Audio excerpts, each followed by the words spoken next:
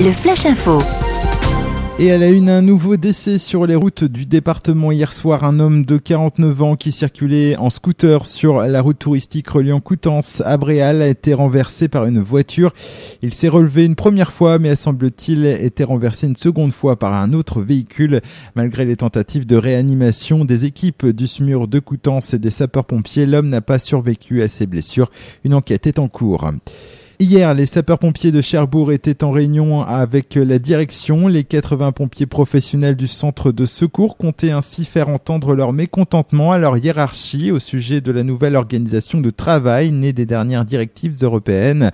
Par ailleurs, ils ont également pointé du doigt la nouvelle gestion informatique des interventions dans l'agglomération de Cherbourg. 100% du personnel était mobilisé, auquel se sont ajoutés des volontaires.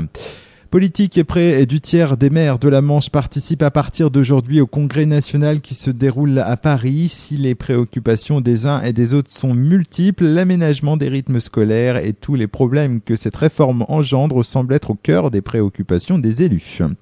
Un fait divers, un jeune homme de 15 ans demeurant en secteur des provinces à Cherbourg a été entendu par la brigade de sûreté urbaine du commissariat le 11 novembre dernier.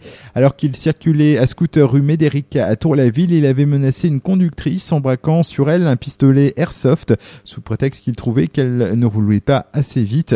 Identifié et interpellé par la police, il a reconnu les faits. Laissé libre, il a été convoqué et mis en examen devant le juge pour enfants.